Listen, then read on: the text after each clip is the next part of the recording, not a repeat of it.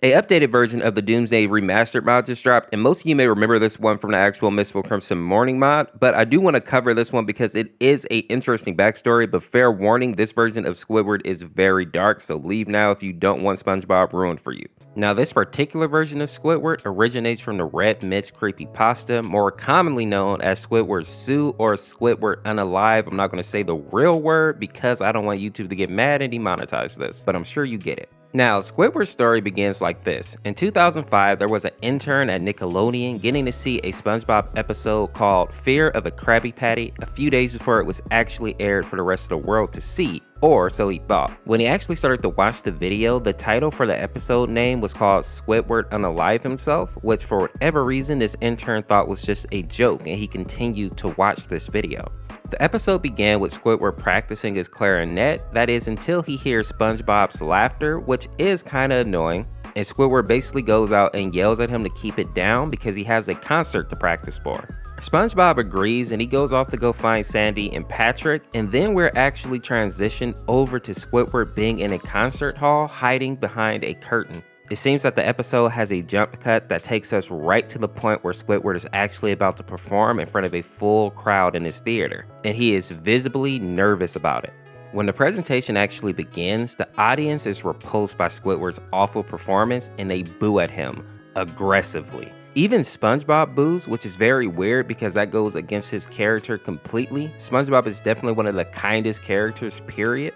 And what's even more strange is the fact that the whole crowd had these weirdly realistic, extremely bloodshot eyes. Squidward is visibly traumatized at the sheer rage that the crowd actually showed him. The next part of the story happens after the concert, showing Squidward in his home sitting on the edge of his bed in complete silence. This is until he started to sob softly, putting his tentacles in his eyes. And then something creepy starts to happen. A sound similar to a light breeze starts to sound in the background, very slowly getting louder and louder. As the screen slowly zooms in on Squidward's face, his sobbing turns into crying, the screen twitches, the windy sound starts to turn into a full storm wind, and very faintly, the sound of children laughing can be heard in the background as well. Next, we see that the screen blurs and twitches violently as a gory image of a child flashes over the screen for just a single frame. As Squidward continues to have his breakdown, his tears actually turn into blood and the wind sound turns into a full tornado. And even creepier, the children's laughing that we heard a moment ago gets deeper and more demonic. And another gory child pops up on the screen.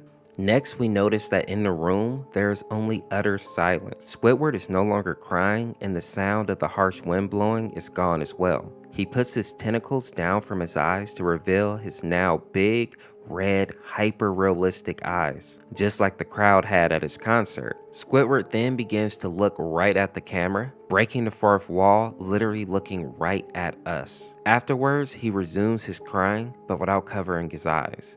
His sobbing is mixed with these terrifying screams, and he also still has those tears of blood dripping down his face. The loud wind sound came back along with the demonic laughter, and another gore-covered child flashes over the screen. And then out of nowhere, a deep, monstrous voice speaks, and he says, "Do it." Hearing this, Squidward actually reveals to the camera that he's been holding a weapon this whole time, and you can see exactly what weapon it is in the mod, and he immediately puts this item in his mouth, and I think you know what he does next. The episode ends with Squidward laying very still. The intern and his bosses looked into the creation of this episode and tried to figure out who the children were, but even to this day, there's never been any answer to the creepy, demonic SpongeBob episode. If you enjoyed this video, check out this one on the screen here and subscribe today to become a member of the Orseofkorse. We'll see you tomorrow with another video. Peace, peace.